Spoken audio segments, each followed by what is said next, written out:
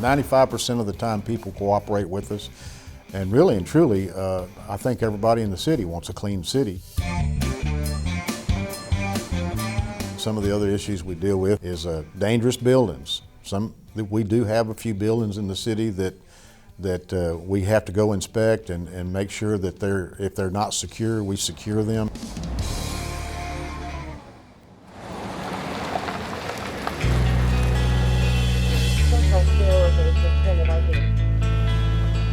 We're 5 officers strong on the street, and they stay busy every day, the whole day. So we've got a lot of work to do. This used to be a hospital.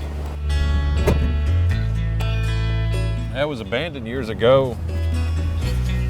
It sat for years empty. Now the owner has bought it and they're going to turn it into a self-storage. There's plenty of dangers here. There's still sheetrock hanging on the wall that could fall off and hurt somebody. The stairs are still open to where you can go to the next floors. Elevator's open. One of them, I think it was this one, that used to be up, so it was a straight strut down. But you still got some of the pieces of the old metal that would hold up the sheetrock in the ceiling tiles that's still dangling, that with enough wind could hit somebody. What's your concern about these types of buildings? I mean, kids come in here, what? Kids coming in here, adults coming in here, the homeless that do come in. That's hydraulic fluid. You got these that are tripping hazards where somebody could fall. You got the metal pulling away from the wall that it could fall and hit somebody. I mean, there's several things in here that could get somebody hurt. As long as you got an empty building, whether it's commercial or residential, you're always going to have that attract nuisance to bring everybody in. And that's why we try to stay on top of all empty buildings, trying to get the owner to secure them. You get a street where there's a bunch of vacant buildings and used tires laying everywhere. It ends up being a location where people go to do drugs and other various crimes that happen in those environments.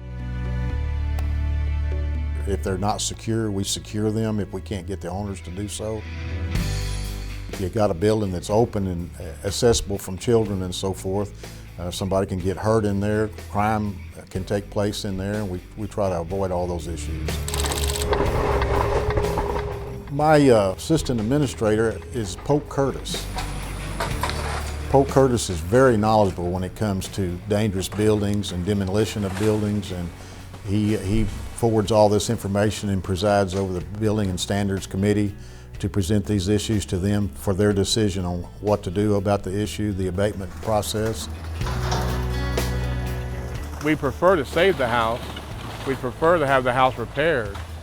But after they sit for so long, many times the cost of bringing the structure up to complying with our current housing and building codes is so financially burdensome that the best solution is for the demolition of the existing structure and starting over again.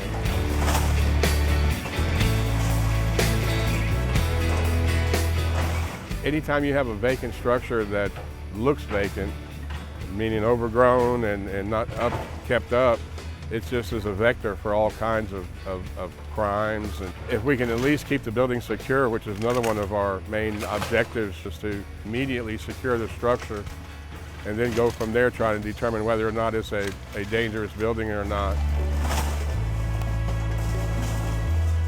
By far the people that in the city appreciate our department and what we do. And we know we're making a difference in the city, and we hope to make even more of an impression on the city as time goes on.